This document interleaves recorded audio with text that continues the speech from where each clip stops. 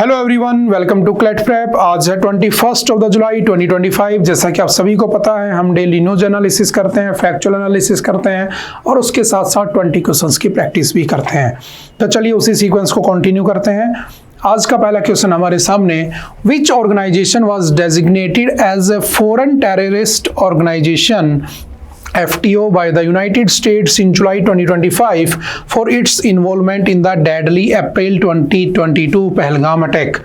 तो किसे अनाउंस कर दिया गया? तो आपको पता है द रेजिडेंस फ्रंट, जो कि कब बना था 2019 में। और जो रेजिडेंस फ्रंट है वो किसका? बेसिकली एक प्रोक्सी ग्रुप है लश्कर तैयबा का। ठीक है, जैसे मोहम्मद का कौन सा है? कश्मीर टाइगर्स। ठीक है, हिजबुल मुजाहिदीन अलग है। ठीक है, तो सिंपल सा याद रखना, option number B is the right answer. इन्होंने क्या किया था? पहलगाम अटैक क्या होता है? Which of the following rivers originates near the Kailash Mansarovar region? जो आपका कैलाश रीजन है वहां से कौन सी नदियां निकलती हैं? तो गंगा नहीं, गंगोत्री से निकलती है, ये भी यमुनोत्री से, ये उत्तराखंड, ये भी उत्तराखंड। ठीक है, कृष्णा ये तो साउथ इंडियन है, तो Sutlej option number C is the right answer. हमने एडिटोरियल में पढ़ा भी था कि वहां से 3 नदियां निकलती हैं, इधर इंडस, इधर ब्रह्मपुत्रा और यहां से एक निकल के जाती है कौन सी? सतलुज। और यहीं से एक और निकल के जाती है, ठीक है, जो किसमें मिल जाती है? आपकी गंगा की ट्रिब्यूटरी होती है। ठीक है, सिंपल सा याद रखना, करनाली रिवर नाम उसका। Kailash Mansarovar is located in which country? तो कौन सी कंट्री में कैलाश मानसरोवर? तो आपको पता होना चाहिए कहां पर है? चाइना, यानी कि तिब्बत में, और वो चाइना उसे क्लेम करता है, आप इसे जानते हो। तो option number C is the right answer. हमने इसको एडिटोरियल में भी अच्छे से डिस्कस किया था। Mount Kailash is considered sacred in how many major religions? कितने रिलीजन्स में उसे सैक्रेड यानी कि पवित्र या होली माना जाता है? तो 4 रिलीजन में उसे माना जाता है। Option number D is the right answer. कौन कौन से? तो एक आपका हिंदू, एक आपका बुद्धिज्म, एक आपका जैनिज्म और एक आपका बौन। ठीक है, ये 4 रिलीजन है जिसके अंदर इसे सैक्रेड माना जाता है। नेक्स्ट है उड़ान, उड़े देश का आम नागरिक स्कीम इज रिलेटेड टू। देखो, जो उड़ान स्कीम है बेसिकली वो कौन सी ईयर में आती है? तो हमने काफी बार पढ़ा भी है इसे। उड़ान स्कीम, उड़े देश का आम नागरिक, ये आपकी लॉन्च हुई थी 2017 में। और मोदी जी ने एक बार मन की बात करते हुए कहा था कि मैं चाहता हूं हवाई चप्पल पहनने वाला हवाई यात्रा करे, और उसे नाम दिया उड़े देश का आम नागरिक यानी कि उड़ान। ये आया था to enhance regional air connectivity. Option number C is the right answer. ठीक है, where was the Mahila Arogyam Kaksh inaugurated to promote women's well being in government place? तो कहां पर, कौन से स्टेट के गवर्नमेंट प्लेस में महिला आरोग्यम कक्ष इनॉग्रेट किए गए? तो वो है आपका option number B, that is New Delhi. ठीक है, तो Delhi is the right answer. How many gold medals did India win at the 66th International Mathematical Olympiad? जो आपका IMO है, इंटरनेशनल मैथ ओलंपियाड, वो 2025 का कहां पर हो रहा था? सनशाइन कोस्ट ऑस्ट्रेलिया में।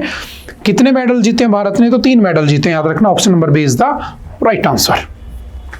A monkey puzzle butterfly was recently spotted at which tiger reserve in Madhya Pradesh? तो मध्य प्रदेश के कौन से टाइगर रिजर्व में है? तो याद रखना, पेंच टाइगर रिजर्व में किसको देखा गया है? एक मंकी पजल बटरफ्लाई को, जिसको ब्लू बटरफ्लाई भी कह देते हैं। तो उसके एनवायरनमेंट के हिसाब से इसको वन लाइनर में याद रखना है। When is the international moon day observed? किस दिन होता है आपका इंटरनेशनल मून डे? तो सिंपल याद रखना 20th ऑफ द जुलाई, क्योंकि उस दिन जो आपके नील आर्मस्ट्रॉन्ग थे वो कहां पर पहुंचे थे? चांद पर, 1969 में। ठीक है, दिन था 20th ऑफ द जुलाई। पहला स्टेप को, अच्छा, अपोलो 11 से जाते हैं, ध्यान रखना। ठीक है, नासा ने भेजा होता है। पहला स्टेप कब रखते हैं? 2:56 AM है ना, 21st ऑफ द जुलाई को, ये भी ध्यान रखना। उसके बाद बज एल्ड्रिन उनके पीछे पीछे चलते हैं।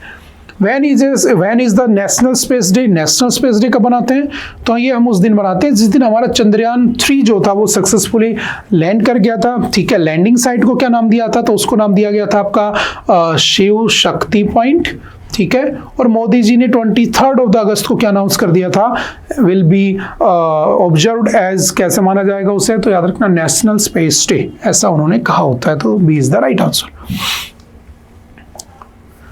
When is the monsoon session of the parliament, ये भी हमने एडिटोरियल में डिस्कस किया था कि जो मानसून सेशन है वो आज से स्टार्ट हो गया है, ठीक है। 21 जुलाई से लेकर 21 अगस्त तक चलने वाला है। और इसके अंदर जो ऑपरेशन सिंदूर था, उस ऑपरेशन सिंदूर के ऊपर हमारी जो पार्लियामेंट है उसके अंदर डिबेट होने वाली है, ठीक है।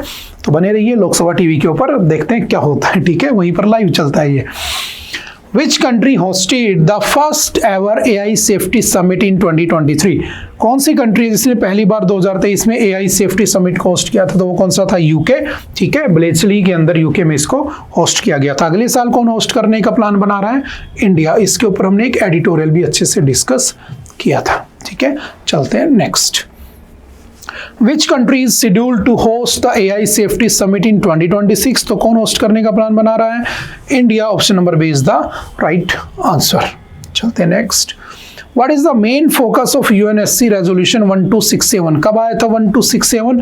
तो ये आया था आपका 1999 में। इसका फोकस था जो टेररिस्ट ऑर्गेनाइजेशन से, जो कि बेसिकली उस समय तालिबान और अलकायदा, उनको क्या करना, इनमें सैंक्शंस लगाना।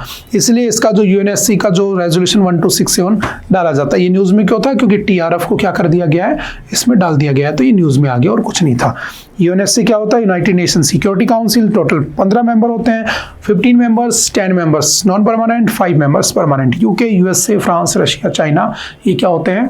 Permanent members, veto power members, ठीक है। ये भी हमने एडिटोरियल में अच्छे से डिस्कस कर लिया था। Under which act was the National Disaster Response force constituted? कैसे बनाया गया था NDRF को, रिस्पांस फोर्स को? तो याद रखना डिजास्टर मैनेजमेंट एक्ट 2005 से इसे बनाया गया था, ठीक है। Option number B is the right answer. ये भी हमने डिस्कस किया था कि उसमें डॉग स्क्वाड को भी ऐड किया जा रहा है, ठीक है। नेक्स्ट है, in which year was the National Disaster Response Force, जो आपके NDRF है वो कब फॉर्मली बनती है? तो याद रखना 2006 में। 2004 में, 2004 में सुनामी आती है, किस पे? सुमात्रा आइलैंड पे। उसके बाद 2005 में एक्ट पास होता है और उसके बाद 2006 में इसे फॉर्मली बना दिया जाता है। तो ऐसे भी आप याद रख सकते हो, ठीक है। चलते हैं next. Which of the following countries has veto power in the United Nations Security Council? तो क्या जर्मनी के पास है? नहीं। ब्राजील नहीं, तो France is the right answer. तो कौन कौन से हैं? यूके, USA, पहले एक USSR होता था, तो 3 U याद कर लो। USSR का USS हटा दो, R बचा, यानी रशिया, और आपका फ्रांस और चाइना। अगर याद नहीं हो रहा हो तो ऐसे भी आप याद कर सकते हो, ठीक है। USSR रशिया बन गया, ठीक है, टूट चुका है, यूरोपियन यूनियन अलग हो गया, और फ्रांस और चाइना, तो इन 5 देशों के पास है। Which of the following is a non-member observer state at the United Nations? तो कौन है जो उसका नॉन ऑब्जर्वर है, ठीक है, मेंबर नहीं है बेसिकली, मतलब, ठीक है। तो वेटिकन सिटी, ठीक है, 2 ही तो है। 193+2 का स्ट्रक्चर होता है। 2 कौन कौन से हैं? तो वेटिकन सिटी, जो दुनिया का सबसे छोटा देश है, याद रखना, कहाँ पर बसा हुआ है? रोम, इटली में, ठीक है, सिंपल याद रखना है। अगर आपसे पूछे दूसरा, तो दूसरा आपका पैलेस्टाइन है, ठीक है, जहां पर इजराइल, हमास, गाजा वाली न्यूज चल रही है आजकल, ठीक है। चलते नेक्स्ट।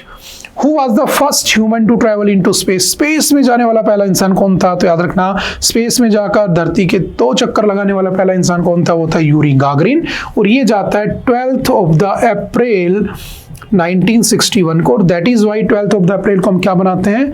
इंटरनेशनल स्पेस डे के नाम से सेलिब्रेट करते हैं, ठीक है। और इसको भेजा किसने था? USSR ने। और कौन से उससे गया था ये? तो याद रखना, वोस्टोक फर्स्ट, ठीक है, वोस्टोक फर्स्ट स्पेसशिप से भेजा जाता है। Was the first woman to travel into space? पहली वुमेन कौन थी? तो ये भी याद रखना, वैलेंटिना तेरेस्कोवा, ठीक है। ये आपकी जाती है वोस्टोक 6 मिशन से, USSR ने इसको भेजा था, ठीक है। किसने भेजा होता है? USSR ने। आपसे पूछेगा कौन से ईयर में? 1963 में जाती है, ठीक है। कल्पना चावला भारत की तरफ से गई हुई होती है पहले, ठीक है, सिंपल याद रखना। और ये तो अभी पढ़ा था तुमने, पैगी वाइटसन, ठीक है, एक्सियम 4 वाला। चलते हैं नेक्स्ट। ओके, आई थिंक आज के लिए इतना ही था। आई होप कि आपको बातें समझ में आई होंगी। फिर भी अगर किसी तरह का कोई डाउट रहता है तो आप एनी टाइम आकर मिल सकते हैं, पूछ सकते हैं। मिलते हैं दोबारा किसी दूसरे लेक्चर में। Okay, bye bye, thank you, have a nice day.